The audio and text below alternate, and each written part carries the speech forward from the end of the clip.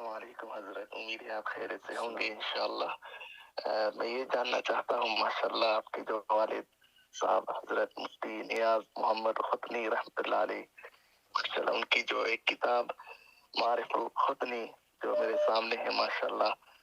اور اس سے بہت فائدہ ہوا۔ تو میں یہ جاننا چاہتا ہوں کہ حضرت آپ کے جو والد صاحب رحمۃ اللہ علیہ تھے،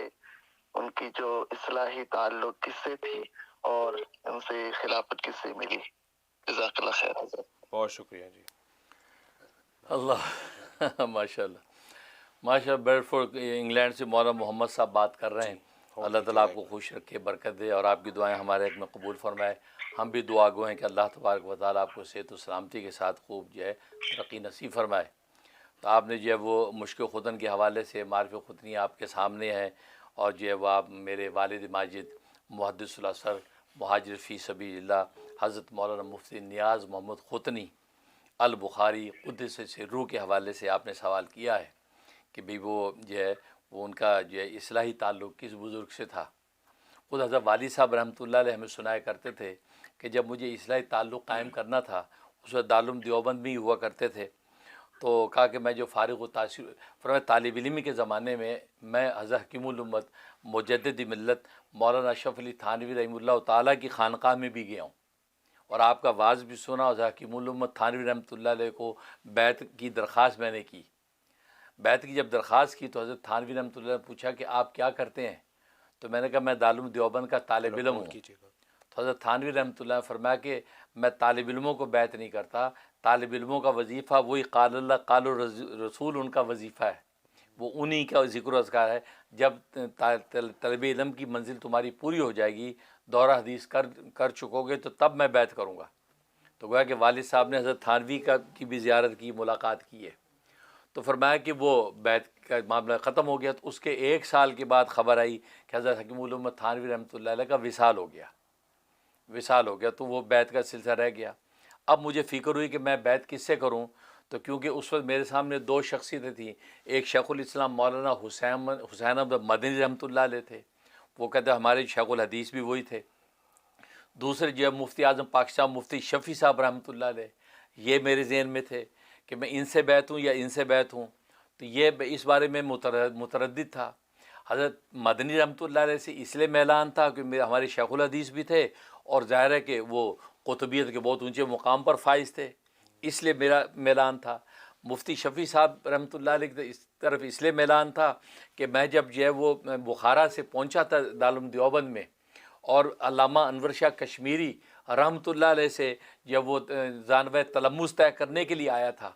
لیکن پتہ چلا 2 سال پہلے شاہ صاحب کا وصال ہو گیا ہے۔ تو میں اتنا دل برداشتہ ہوا کہ سوچا کہ بس اب میں واپس اپنے بخارا چلے جاتا ہوں، کہ میں جس شخصیت کے لیے آیا تھا، جو میرے استاد کے استاد تھے، بخارا کے اندر ایک استاد مولانا ثبوت اللہ دام اللہ، ان کے استاد تھے حضرت شاہ صاحب، تو میں اس سے امپریس ہو کے آیا تھا، وہ نہیں ہے تو پھر اب میں واپس جاتا ہوں۔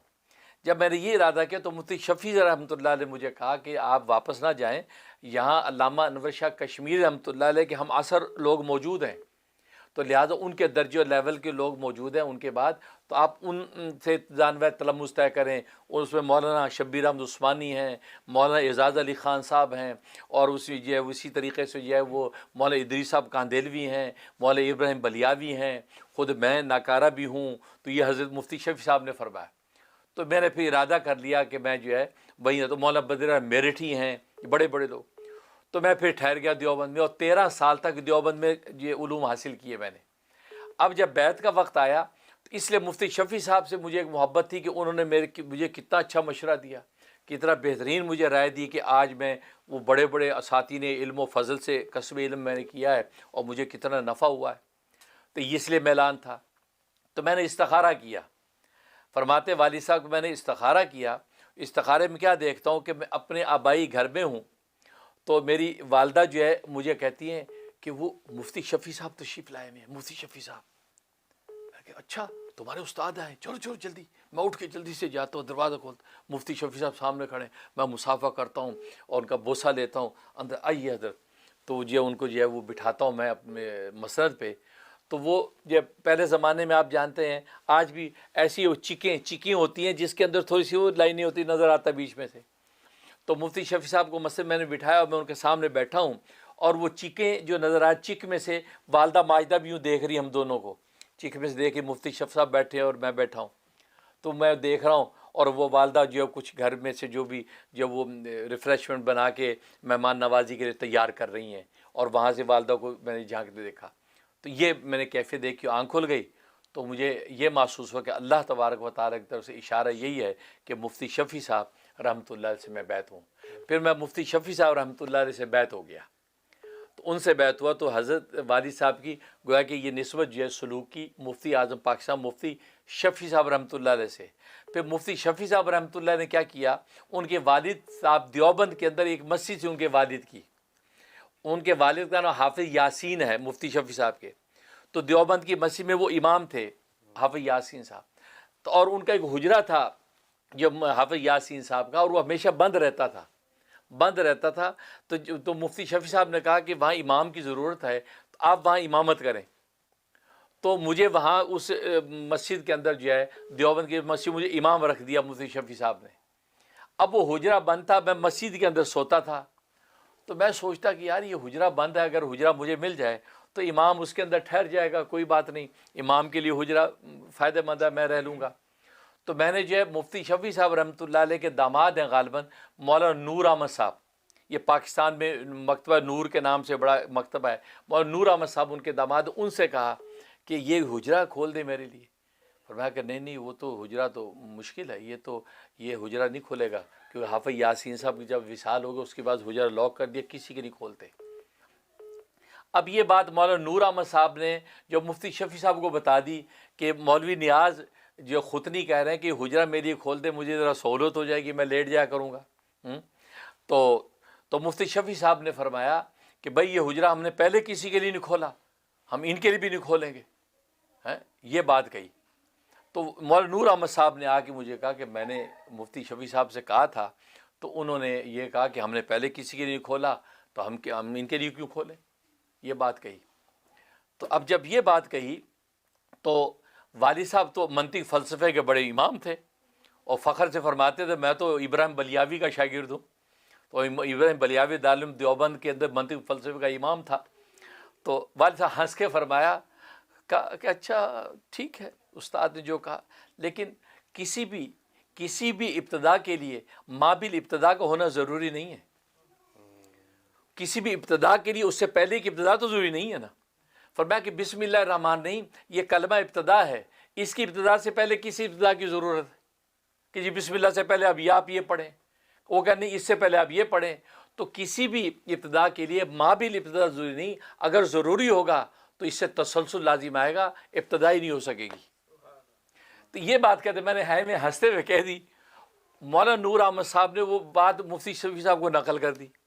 کہ میں نے مولوی نیاز سے یہ کہا، تو انہوں نے کہا کہ اچھا کسی بھی ابتدا کی مابل ابتدا ضروری نہیں ہے، کہیں نہ کہیں سے ابتدا تو کرنی پڑے گی نا،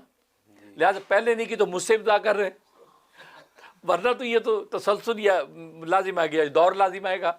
تو یہ بات تو مفتی شفیع صاحب نے کہہ لگایا، اب اہل علم لوگ تھے، قدردان تھے، کہہ لگایا، کہا کہ اچھا مولوی نیاز کہتا تو ٹھیک ہے، لو یہ چائے پی لو، کہ تمہارے لیے حجرہ کھول دے۔ تو والد صاحب کہتے ہیں وہ حجرہ جو کھولا تو میں اس حجرے میں فرمایا 9 مہینے رہا، فرمایا اس حجرے میں کیا نوارات تھے، کیا اس کے اندر عجیب کیفیات تھی۔ فرمایا کہ میں جب وہاں تہجد کے لیے کھڑا ہوتا تھا، نماز پڑھتا تھا، تو یوں لگتا تھا میں فرش پہ نہیں عرش پہ ہوں، یعنی ایسا لگتا تھا کہ روحانیت کی کن فضاؤں کے اندر ہوں، اس کی کوئی نظیر نہیں ہے، ایک ایک کیفیت میری کمال 9 مہینے۔ کہتا مجھے تب پتہ چلا کہ حافظ یاسین صاحب رحمۃ اللہ علیہ جو مفتی شفیع صاحب رحمۃ اللہ علیہ کے والد اور ہمارے استاد محترم شیخ الاسلام مولانا تقی عثمانی صاحب کے دادا ہوئے مفتی رفیع صاحب کی دادا، تو ان کا اتنا اونچا مقام تھا روحانیت ولایت میں کہ جناب یہ اس حجرے میں جا رہے ہیں، اس کی کیفیات انسان کو سے برداشت نہیں ہوتی۔ کہتا 9 مہینے میں وہاں رہا، اور فرمایا کہ حجرہ مانگنے کی وجہ یہ بھی بنی، میں دوپہر میں قیلولہ کرنے کے لیے مسجد کے جو وہ برآمدے کے اندر جو سے اندر کمرے کی دروازے کے ساتھ سوتا تھا، تو دوپہر میں مفتی شفیع صاحب رحمۃ اللہ علیہ کے بچے آ کے شور میں جاتے تھے۔ فرمایا اس میں کون تھے؟ مفتی رفیع عثمانی صاحب، مفتی تقی عثمانی صاحب، اور ان کے بھائی کہتے ہیں رضی عثمانی صاحب ہیں، اور جو وہ ولی راضی، یہ سارے بھائی، تو یہ 4-5 بھائی بچے ہوتے چھوٹے چھوٹے، تو یہ دوپہر میں آ کے جیسے بچے ہمارے ملک کو دوپہر میں گھومتے ہیں ادھر، کوئی امبیاں توڑ رہا تو ادھر بھاگ رہا ہے، اب یہ بچے آ کے شور مچاتے تھے تو میری نیند خراب ہوتی تھی، تو میں سوچتا تو حجرہ وغیرہ ہو تو بندہ اندر کمرہ لاک کر کے سو جائے، تو بلکہ اس پر ایک دلچسپ قصہ سنایا کرتے تھے والد صاحب کہ ایک رات کیا ہوا، ایک دن کیا ہوا کہ یہ آئے دوپہر میں آ کے شور مچا دے، شور مچا دیا، میں اٹھ کے بیٹھ جاتا، دیکھتے تو بھاگ جاتے تھے۔ اب ایک دن میں سوچا کہ میں آج یہ ان کی استاد زیادہ ہیں، ٹھیک ہے آج ان کی پٹائی کروں گا، کہتا میں ایسے آنکھیں بند کر کے سو گیا جیسے واقع سو گیا، ایسی آنکھیں بند کر لیں، اب یہ بچے آئے اور اندر مسجد کے اندر آ کے شور مچاتے تھے اور پھر دروازہ کھلا ہوتا تو بھاگ جاتے تھے، کہتا میں پہلے سے لیٹا ہوا تھا اور ایسے مصنوعی لیٹا ہوا تھا، آ کے شور مچایا، جیسے شور مچایا تو میں تو بیدار تھا، فوراً بھاگا اٹھ کے، اب اٹھ کے بھاگا تو سب بھاگ گئے، تو والد صاحب فرماتے ہیں کہ مفتی تقی عثمانی وہ چھوٹا تھا، چھوٹا بچہ تھا، تو وہ پیچھے رہ گیا، تو وہ دروازے کی اوٹ میں چھپ گئے، وہ دروازے میں اوٹ میں میں نے دیکھ لیا کہ یہ ایک بچہ یہاں پیچھے چھپا ہوا، تو میں نے کہا اب یہ تو نہیں بچتا، تو میں گیا اور بڑے غصے سے میں دروازہ یوں ہٹایا، جیسے ہٹایا تو اس بچے نے فوراً کہا السلام علیکم، کہتے السلام علیکم، کہتے اسے اتنی بے اختیار السلام علیکم کہا کہ میری ہنسی چھوٹ گئی، میں ہنس پڑا، کوئی چیتا نہیں، چلو بھاگو،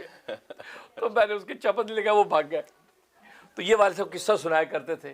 تبھی مفتی تقی عثمانی صاحب شیخ الاسلام ماشاءاللہ حیات ہیں، اللہ ان کی درازی عمر نصیب فرمائے، صحت و عافیت کے ساتھ ان کا سایہ تا دیر قائم رہے اور ہمیں ان سے کسب فیض کا موقع ملتا رہے، اور مجھے الحمدللہ ذانوِ تلمذ ان کے سامنے طے کرنے کا موقع ملا ہے، تو ماشاءاللہ میں ان کو بڑا فخر اور سرمایہ حیات سمجھتا ہوں۔ تو مفتی تقی عثمانی صاحب فرمایا کرتے ہیں کہ ہمیں فرمایا کرتے آپ لوگ تو ہمارے رشتہ دار ہیں، کیونکہ مولانا نیاز محمد صاحب کے ساتھ تو بالکل خاندانی ہمارا تعلق تھا، اور مفتی رفیع عثمانی صاحب یا امریکہ تشریف لائے تھے، انہوں نے بھی کئی مجلسوں میں کہا کہ مفتی منیر صاحب آپ لوگ تو ہمارے رشتہ دار ہیں، ہاں، تو اس لیے کہ آپ کے والد صاحب کا ہمارے ساتھ بڑا وقت گزرا۔ اچھا، یہاں جب مفتی رفیع عثمانی صاحب آئے، انہوں نے فرمایا کہ وہ بچہ میں تھا، والد صاحب نے فرمایا کہ مفتی تقی عثمانی تھا جو سب سے چھوٹا، مفتی رفیع عثمانی صاحب نے یہاں یہ قصہ خود سنایا مجھے اور کہا کہ وہ بچہ میں تھا، اور اتنی مجھے سمجھ تھی کہ 4-5 سال کا ہوگا، تو آپ کے والد نے کھینچا دروازہ اور مارنے لگا، تو میں نے کہا السلام علیکم، تو میں نے یوں کیا تو وہ ان کی ہنسی چھوٹ گئی اور میں جلدی سے بھاگا وہاں سے۔ انہوں نے فرمایا اب بارہ جو بھی بچہ تھا، لیکن کہنے کا مقصد یہ ہے کہ مفتی شفیع صاحب رحمۃ اللہ علیہ کے ساتھ ایسا تعلق، پھر یہ کہ پاکستان جب بنا، یہاں پاکستان آ گئے تو مفتی شفیع صاحب رحمۃ اللہ علیہ نے مجھے کہہ رکھا تھا، والد صاحب فرماتے ہیں کہ تمہیں کوئی وقت کی پابندی نہیں، کسی بھی وقت بھی کسی بھی کیفیت میں تم آ سکتے ہو، یہاں تک کہ مفتی شفیع صاحب رحمۃ اللہ علیہ اپنے آخری عمر میں بیمار ہو گئے تھے، اپنے خاص علاج معالجے کی کیفیت میں ہوتے تھے، تو فرمایا مجھے اس وقت میں بھی بلا لیتے تھے کہ مولوی نیاز ختنی آیا تو اس کو بھیجو، اتنا ہمارا بالکل ایسا ایک میرا تعلق تھا مفتی شفیع صاحب کے ساتھ، تو میں آیا تھا۔ اب رہا اجازت و خلافت کی بات، اس میں ایک روایت یہ ہے کہ جو میں نے اپنے بڑوں سنی کہ مفتی شفیع صاحب رحمۃ اللہ علیہ نے آپ کو اجازت و خلافت بھی دی تھی، اجازت و خلافت بھی آپ کو دی تھی، تو یہ ایک روایت یہ ہے۔ ایک روایت یہ ہے کہ مفتی شفیع صاحب رحمۃ اللہ علیہ کی ان کی جو ہے وہ سمانے میں یا ان کے خلفاء کے اندر والد صاحب کا نام ہم نے کبھی دیکھا نہیں ہے، کیونکہ والد صاحب فقیر آدمی تھے، اجازت دے دی تو انہوں نے آگے کسی کو کہنا سننا، گمنام آدمی تھے، کبھی کسی کو کہا نہیں، تو اس سے کتابوں کے اندر والد صاحب کا نام نہیں ہے، تو ہو سکتا ہے خلافت نہ دی ہو، لیکن تعلق والد صاحب کا بہت قوی تھا۔ لیکن ہمارے جب وہ بعض سے آبا فرماتے نہیں، مفتی شفیع صاحب نے آپ کو والد صاحب کو اجازت خلافت دی، لیکن یہ کہ وہ جو کتابوں کے اندر اس کا نام نہیں آ سکا، ہو سکتا والد صاحب نے کسی سے شیئر نہ کیا ہو، پر یہاں تک یہ تفصیلات ہیں۔ تو یہ والد صاحب کی صورتحال ہے۔ تو والد صاحب نے جب وہ گیا کہ یہ بیعت یہ مفتی اعظم پاکستان مفتی شفیع صاحب رحمۃ اللہ علیہ سے کی تھی، ان سے ان کا روحانی ایک تعلق تھا، اور والد صاحب اسی لیے ہم بھائیوں کو، میں عالم دین بن رہا تھا، میرے بڑے بھائی جو شیخ الحدیث مولانا جلیل احمد اخون دامت برکاتہ العالیہ، جو مدرسہ جامع علوم عیدگاہ بہاول نگر پنجاب پاکستان کے سو محتمم بھی ہیں، شیخ الحدیث بھی ہیں، یہ وہ مدرسہ جو والد صاحب نے 1944 میں قائم کیا تھا، تو یہ وہ اس کی اس وقت محتمم بھی ہیں۔ پھر اسی طریقے سے میرے چھوٹے بھائی جب وہ مفتی اعظم بہاول نگر مفتی خلیق احمد اخون جو ہے وہ زیدہ مجدہ یہ ہیں. تو ہمیں جو ہے والد صاحب یہ ہمیشہ کہا کرتے تھے جب ہم بیٹھتے تھے علم کی باتیں ہوتی تھی تو کہا کرتے تھے کہ تقیین بنو، تقیین بنو. اب تقیین سے مراد کیا لیتے تھے؟ مفتی رفیع عثمانی، مفتی تقی عثمانی، کیونکہ یہ عربی کا محاورہ ہے کہ دو ناموں کو ملا کے ایک نام بنایا جاتا ہے لیکن چھوٹے کے نام سے بنایا جاتا ہے. دیکھو شمس اور قمر، شمس بڑا ہے قمر چھوٹا ہے، لیکن جب ان دونوں کا تسنیہ بنایا جائے گا تو کیا نام رکھا جائے گا؟ قمرین. شمسین نہیں کہا جاتا، قمرین کہا جاتا ہے. اسی تو مفتی رفیع عثمانی صاحب بڑے ہیں اور مفتی تقی صاحب چھوٹے ہیں، تو یہاں رفیعین نہیں فرمایا والد صاحب بلکہ فرمایا تقیین، فرمایا تقیین بنو. تو یہ فرمایا کرتے تھے. مطلب جس طریقے انہوں نے علم و فضل میں محنت کی اور وہ اشاعت دین دی اسلام میں لگے ہوئے ہیں اور آج اپنے والد کی جو ہے بازو بن کے ان کی طاقت بنے ہوئے ہیں، تو فرمایا تقیین بنو، یہ ہمیں نصیحت کرتے تھے. اور یہ بات میں نے جب مفتی تقی عثمانی صاحب، مفتی رفیع عثمانی صاحب، بلکہ دارالعلوم کورنگی کراچی پاکستان کے جب اس گریجویشن کے اندر بھی میں نے یہ بیان ذکر کی تقیین والی، کہ اس میں مجھے انہوں نے مفتی تقی صاحب نے جو ہے وہ تقریر کرنے کا موقع دیا، تو میں نے اس میں بھی یہ بات کہی کہ ہمارے والد صاحب کہا کرتے تھے تقیین بنے. تو اس پر جو مفتی رفیع عثمانی صاحب بہت خوش ہوئے، مفتی تقی صاحب بھی بہت خوش ہوئے کہ ماشاءاللہ یہ بڑوں کی نصیحتوں کے طریقے ہیں، جس انداز سے وہ آگے اولادوں کے اندر اس کو گویا کہ وہ چیزیں آگے پیدا کرتے ہیں.